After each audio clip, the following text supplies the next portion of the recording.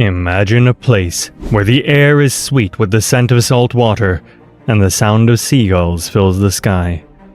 This is Lindisfarne, also known as Holy Island, a small but significant island off the coast of Northumbria, England. Here, the sacred meets the profane, and the serene landscape once painted a picture of serenity.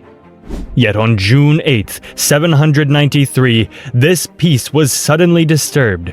The island, known for its rich Christian heritage and breathtaking beauty, fell victim to a devastating Viking raid that would alter the course of history. Lindisfarne, located off the northeast coast of England, is known for its celestial charm. Its history stretches back to the 6th century AD, when it became a crucial center for Celtic Christianity. Founded by Saint Aidan, who was sent from Iona by Saint Columba, Lindisfarne quickly became a hub of religious and scholarly activity. The monastery was closely associated with prominent figures such as Saints Cuthbert, Eadfirth, and Eadbert, who played crucial roles in the spiritual and cultural life of the Northumbrian region.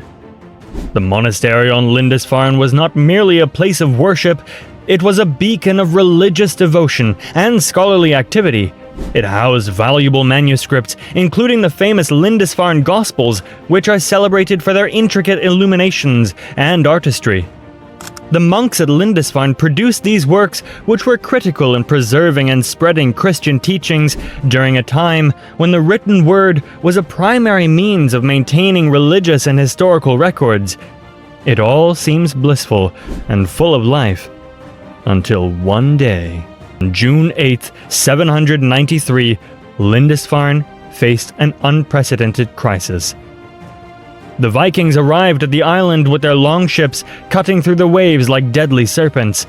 These Norsemen, originating from present-day Denmark and Norway, were motivated by a combination of greed for wealth and a desire to spread their pagan beliefs. The Vikings were known for their advanced seafaring skills, which allowed them to carry out surprise raids on coastal settlements with alarming efficiency. No one could have prepared for what Lindisfarne faced that day. Their arrival was marked by brutal chaos. The monks of Lindisfarne, caught off guard and unprepared for such an assault, were quickly overwhelmed. The once peaceful island was displaced rapidly into chaos as the Vikings looted the monastery and engaged in violent acts against the residents.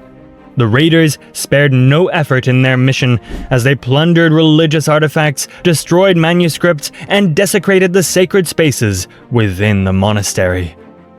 The attack was not merely a violent episode, it was a profound shock to the Christian world.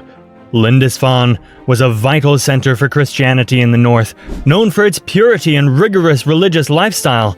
The monastery, which had been a symbol of Christian faith, was desecrated. Sacred relics, including the shrine of Saint Cuthbert, were plundered and destroyed. The raid was swift and devastating, leaving the monastery in ruins and its treasures, such as gold, silver, and precious relics, in the hands of the raiders. This act of desecration was a direct assault on the spiritual and cultural heart of Northumbria. However, the raid on Lindisfarne did not occur in isolation. In the months leading up to the attack, there were ominous signs that something terrible was going to happen. The Anglo-Saxon Chronicle, a critical historical record, reported strange happenings that were interpreted as ill omens.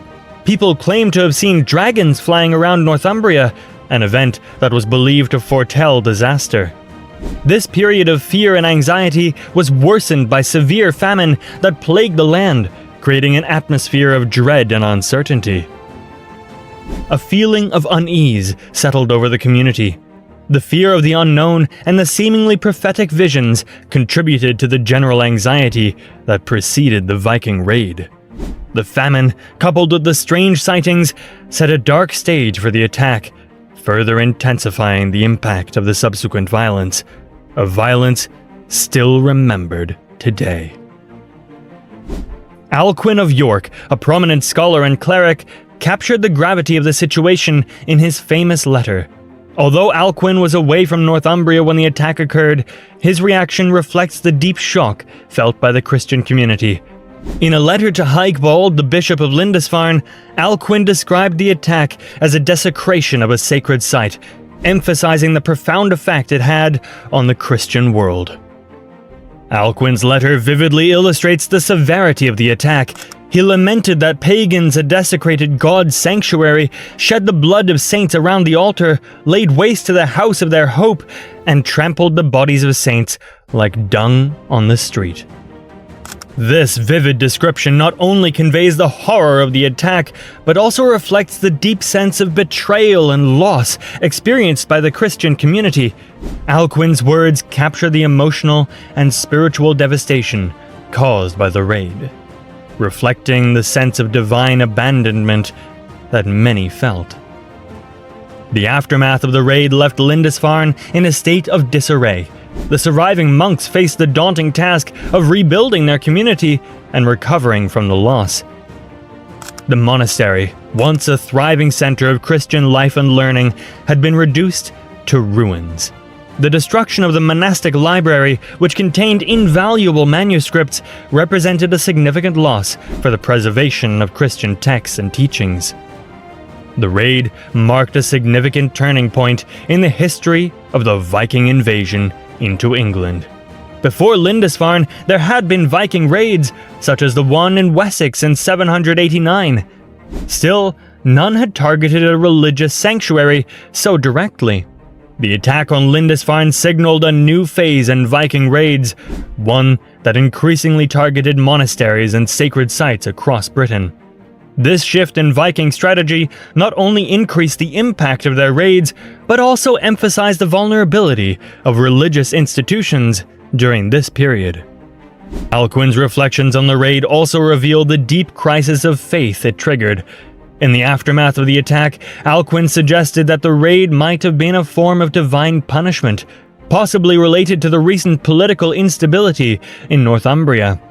A few years before the raid, the kingdom had been shaken by regicide and suicide, with the death of King Alfwald and the subsequent suicide of conspirator Siska. This period of political turmoil contributed to a sense of moral and spiritual decline, which Alcuin believed might have led to divine retribution in the form of the Viking attack. Could this be true, though?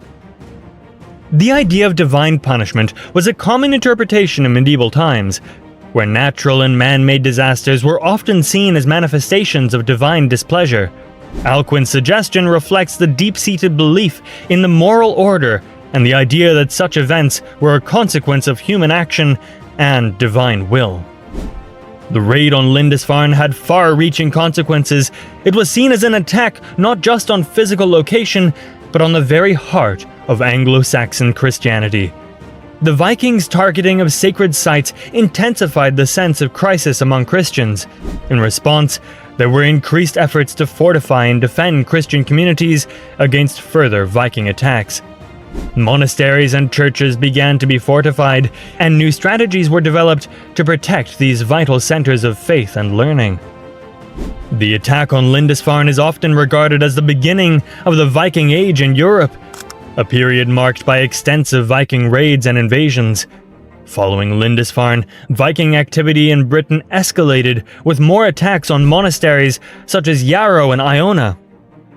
These raids were not only motivated by a quest for riches, but also by a desire to challenge and undermine the Christian faith. During the Viking Age, Vikings settled and spread their influence across much of Britain, leaving a lasting impact on the country's politics, culture, and society. They established communities, traded, and fought, shaping the course of British history. Today, Lindisfarne still bears the scars of its past.